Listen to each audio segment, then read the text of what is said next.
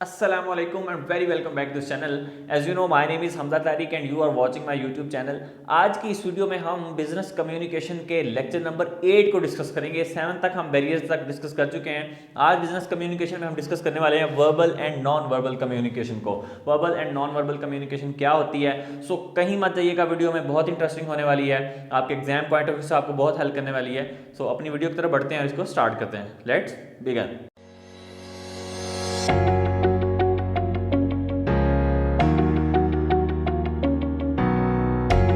सबसे पहले तो हम ये अंडरस्टैंड कर लेते हैं कि verbal and non verbal communication होती क्या है। इसके दो टाइप्स हैं कम्युनिकेशन की, वर्बल एंड नॉन वर्बल। बहुत सारी मैंने आपको बताई है लेकिन ये बहुत ज़्यादा कॉमन है, इसलिए हम इस पर ज़्यादा फोकस करेंगे।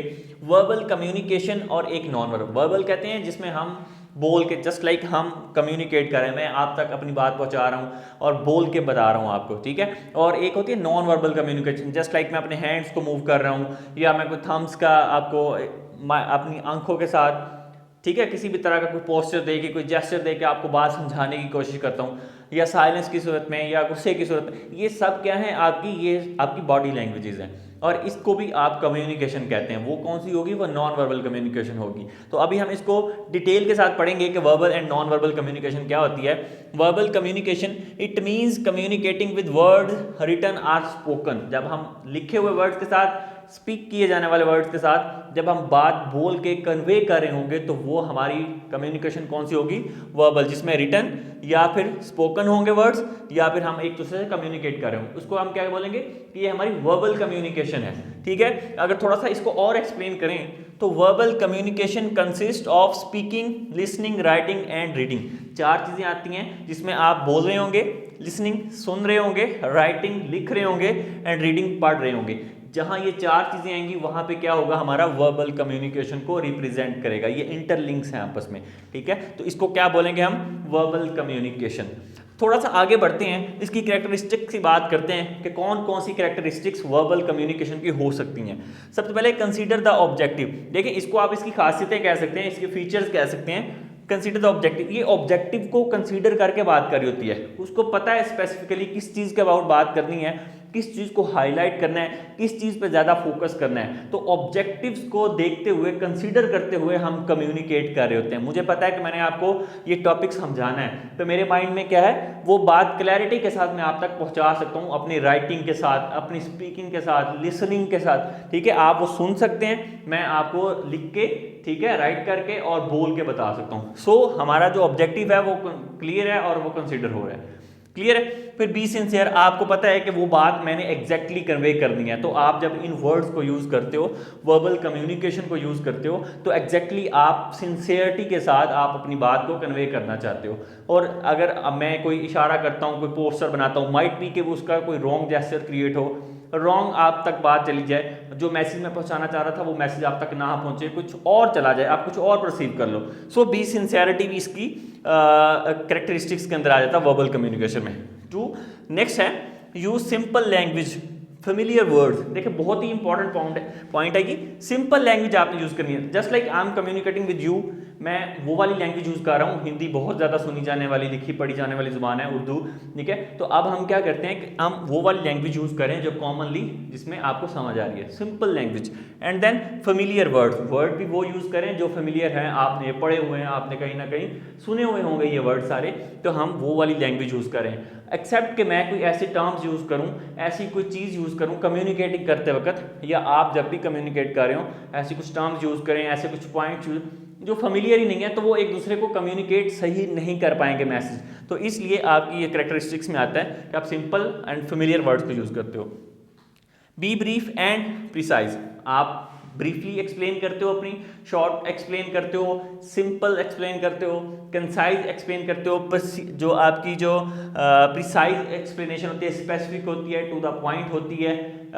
इसमें आप कोई कहानियां नहीं बता रहे होते, कोई कुछ नहीं कर रहे होते, सिंपली आपका माइंड में ऑब्जेक्टिव है and then you are communicating for that. तो ये वर्बल कम्युनिकेशन क्या है। पोस्चर्स के अंदर बहुत सारी चीज़ें कन्वे हो जाती हैं, हाथों के इशारों से, आपकी आई कांटेक्ट से, बहुत सारे माइंड में, जस्ट लाइक लड़की है, वो एक लड़के को देखती है, आई कांटेक्ट होता है आपका, तो क्या होता है आपके माइंड में बहुत सारे, हालांकि वो आपको नहीं कुछ और कहना चाह रही होती है, ठीक है।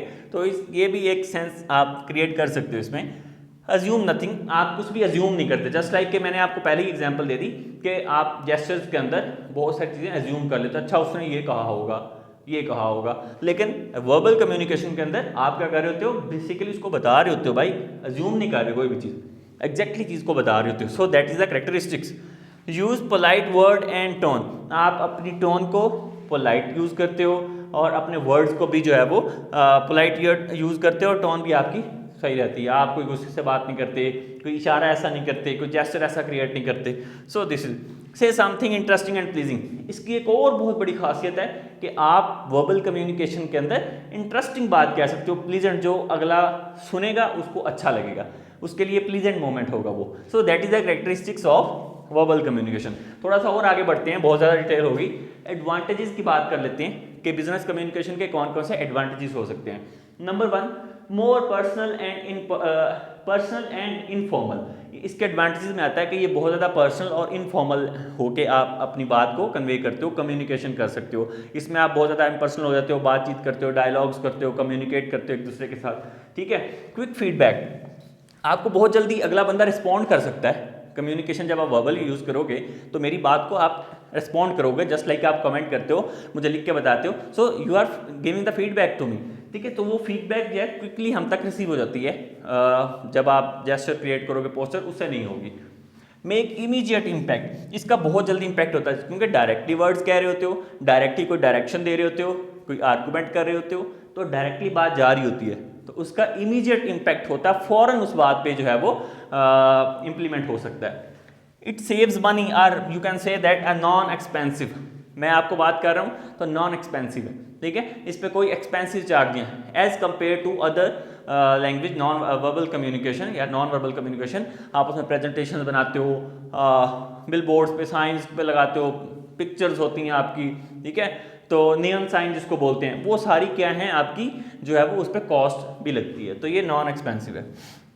Helps to foster better relation, हाँ, बेटर रिलेशन बनाने के लिए भी ये इसका एडवांटेज यूज़ करते हो। आप किसी के साथ अच्छे वे में कम्युनिकेट करते हो, पोलाइटली कम्युनिकेट करते हो और प्लीजेंट वे में उससे कम्युनिकेट करते हो, तो क्या होता है, आपका रिलेशनशिप स्ट्रॉन्ग होता है। इशारों से आपका वो रिलेशनशिप स्ट्रॉन्ग नहीं होगा, ठीक है, किसी के साथ टचिंग के साथ आपका कोई रिलेशनशिप स्ट्रॉन्ग होगा, no. So you have to you can say that कि आपको जो है वो बेटर रिलेशनशिप के लिए कम्युनिकेशन यूज़ करनी पड़ेगी, अपनी बात कन्वे करना पड़ेगी। इंक्रीज एंगेजमेंट, इससे पीपल्स को एंगेज किया जा सकता है as compare to body languages के साथ आप उसको एंगेज नहीं कर सकते, तो एंगेजमेंट बढ़ती है आप एक दूसरे के साथ जो है वो कम्युनिकेशन में। क्लैरिटी एंड डायरेक्शन, जो बात कहनी है क्लियरली एक्सप्लेन कर देते हो, डायरेक्शन दे सकते हो किसी को, ये काम करना है, ये नहीं करना है। सो इसके अंदर इसका एक एडवांटेज ये भी है कि क्लैरिटी एंड डायरेक्शन है। Flexible and complete understanding, flexible है, अगर कोई वर्ड कह देते हो, कोई बात लिख देते हो, आप उसको चेंज कर सकते हो, उसमें फ्लेक्सिबिलिटी अवेलेबल है, ठीक है। तो इसी तरह से हम इसको कह सकते हैं कंप्लीट अंडरस्टैंडिंग, उस वर्ड की आपको या उस बात की, उस डायलॉग की कंप्लीट अंडरस्टैंडिंग भी हो जाती है, आप उसको एक्सप्लेन भी करते हो, एक्सप्लेनेशन भी देते हो, ठीक है, रिटन में हो सकती है, वो रीडिंग में हो सकती है, तो फ्लेक्सिबल है ये।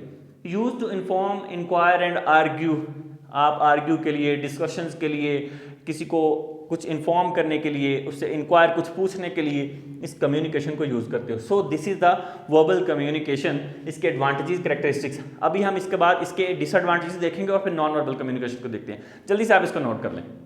अभी हम बात करते हैं इसके डिसएडवांटेजेस की। एडवांटेजेस के साथ साथ इसके कुछ डिसएडवांटेजेस भी हैं, जिनमें हमारे पास सबसे पहले आ जाता है it can be forgotten easily. इसको आपने कुछ वर्ड्स बोले हैं, आपने कम्युनिकेट किया, लेकिन आप उसको मेमोरी में बहुत ज़्यादा टाइम तक स्टोर नहीं रख सकते बहुत ज़्यादा कम्युनिकेशन की वजह से। तो क्या होगा, इट कैन बी फॉरगॉटन, आप अपने कहे हुए वर्ड्स को भूल जाओगे कि क्या डायरेक्शन दी थी, क्या बात की थी, क्या कम्युनिकेट किया था। तो ये इसका डिसएडवांटेज हो सकता है। नो लीगल एविडेंस, आपके पास इसका कोई लीगली एविडेंस नहीं है कि आपने क्या बात की थी, लीगली आपके पास कोई प्रूफ नहीं होता इसका। जो आपकी ओरल कम्युनिकेशन होती है, जो वर्बल कम्युनिकेशन होती है, जो आप बोल के करते हो, स्पोकन वर्ड्स के साथ करते हो, उसका कोई लीगल एविडेंस नहीं होता उसमें। Impact may be short live, इसका जो इम्पैक्ट होता है किसी भी सुनने वाले पे, वो बड़ा शॉर्ट टाइम पीरियड के लिए होता है, उसका टाइम स्पेन बहुत कम होता है, वो लॉन्ग टाइम पीरियड तक के लिए नहीं होता, ठीक है। तो ये भी कह सकते हैं। फॉर एग्जाम्पल, आपने एक बहुत अच्छी स्पीच सुनी, आपको बहुत अट्रैक्ट की, इमोशनली अफेक्टिव भी, हुई आपके लिए, आपने एक सेशन लिया जिसमें बहुत ज़्यादा इफेक्टिव था वो आपके लिए, लेकिन वो बहुत ज़्यादा उसका इम्पैक्ट लॉन्ग टर्म नहीं रहा, से सेम लाइक दिस। तो वो जो आपने सेशन लिया था वो कम्युनिकेशन के साथ ही था ना, आपने कोई मोटिवेशनल सेशन अटेंड किया, कोई ट्रेनिंग अटेंड की, so like this. A word once uttered can not be taken back. इसका एक और एडवांटेज ये है कि बोले हुए वर्ड में अगर मैंने कुछ वर्ड बोल दिया है, you have to say you can't take back this word, आप उस वर्ड को ना वापस नहीं ले सकते हो। आपने जो बोल दिया, इसलिए कहते हैं सोच समझ के बोलना चाहिए, जो वर्ड मुंह से निकल गया वो वापस नहीं आता, ठीक है। सो इसका ये भी एक डिसएडवांटेजेस है। प्रोनाउंसिएशन प्रॉब्लम्स हो सकती हैं, मेरे पास उस लैंग्वेज की इतनी वोकैबुलरी नहीं है, मेरे पास उस लैंग्वेज पे इतना एक्सपोजर नहीं है, तो क्या होगा कि मेरी जो प्रोनाउंसिएशन है वो करेक्ट नहीं होगी, सुनने वाला जो होगा उस पर क्या होगा, उसका इम्पैक्ट अच्छा नहीं जाएगा, उसको क्लैरिटी नहीं होगी, अंडरस्टैंडिंग नहीं होगी, बात समझ नहीं आएगी। So that is also the disadvantage of verbal communication. Limited vocabulary, आपके पास उस लैंग्वेज की वोकैबुलरी इतनी नहीं है, लिमिटेड है, वर्ड्स नहीं है। सो आप उस लैंग्वेज को जब बोलोगे, बात करोगे, कम्युनिकेट करोगे, तो आप क्या, आप पाकिस्तान में रहने वाले हो, आप इंडिया में रहने वाले हो, तो क्या होता है आप बाहर जाते हो, यूएसए में जाते हो, कनाडा में जाते हो, वहाँ जाके अगर आप इंग्लिश पे कम्युनिकेट करते हो, जो कि हमारी सबसे ज़्यादा कमज़ोरी कह लें, तो क्या होता है तो आपके पास उस वर्ड की वोकैबुलरी नहीं है, उस लैंग्वेज की इतनी बहुत ज़्यादा वोकैबुलरी नहीं है, तो आप ठीक से अपनी बात उन तक कन्वे नहीं कर पाते। सम टाइम आपने अक्सर वीडियोस में भी देखा होगा कि आप लैंग्वेजेस को, आप क्या करते हो, बॉडी लैंग्वेज को यूज़ करते हो, जेस्चर को यूज़ करके बात कन्वे कर रहे होते हैं, सेम लाइक दिस। उसके बाद है lack of exposure target the language, कि उस लैंग्वेज का आपके पास एक्सपोजर नहीं है, जिस लैंग्वेज में आप बात कर रहे हो उसके आपने बहुत ज़्यादा उसको जांचा नहीं हुआ, उसके कल्चर का नहीं पता आपको, उसमें कितनी डेप्थ है आप उस तक नहीं पहुंचे, तो आप जब कम्युनिकेट करोगे तो कहीं ना कहीं लैक ऑफ कम्युनिकेशन की वजह से, गैप ऑफ कम्युनिकेशन की वजह से, एक्सपोजर की वजह से आप अपनी बात क्लैरिटी से कन्वे नहीं कर पाओगे, तो कम्युनिकेशन गैप आ जाएगा। फिर हमारे पास नेक्स्ट उसका डिसएडवांटेज है unsuitable for long message. If you have to convey the long message, like कोई स्पीच है, लाइक आपको कोई बहुत डॉक्यूमेंट्स हैं 9 to 10 पेजेस का है, केस स्टडी है, आपने बोल के बतानी है, so it's a very hectic time चाहिए आपको उसके लिए, तो ये क्या होगा कि अनसूटेबल है, लॉन्ग मैसेज अगर कन्वे करें तो उसके लिए सूटेबल मेथड नहीं है स्पोकन वर्ड्स वाला जो है। फिर उसके बाद है नॉट कम्प्लीटली डिलीवर्ड, आपके अक्सर मैसेज जो हैं due to the pronunciation issue की वजह से या किसी और इशू की वजह से कंप्लीटली डिलीवर नहीं हो पाते, रह जाते हैं। अगर आप फ़ोन पे बात कर रहे हो, कम्युनिकेशन कर रहे हो, कॉल पे हो, तो क्या होता है कि समटाइम नेटवर्क की वजह से, किसी और रीज़न की वजह से आपकी बात कन्वे नहीं हो पाती, सुनने वाला उस बात को परसीव नहीं कर पाता, समझ नहीं पाता, तो कम्युनिकेशन गैप आ जाता है, जिसकी वजह से हमें ये प्रॉब्लम होती है। तो वर्बल कम्युनिकेशन के आपने एडवांटेजेस भी देखे, डिसएडवांटेजेस भी देखे, इनको नोट करें। कहीं कन्फ्यूजन है, कोई टेंशन है, तो आप हमारे साथ शेयर कर सकते हैं, कमेंट्स में हमसे रब्ता कर सकते हैं। Thank you so much for watching this video. इस वीडियो को ज़्यादा से ज़्यादा शेयर करें अपने फ्रेंड के साथ, और thank you so much for supporting.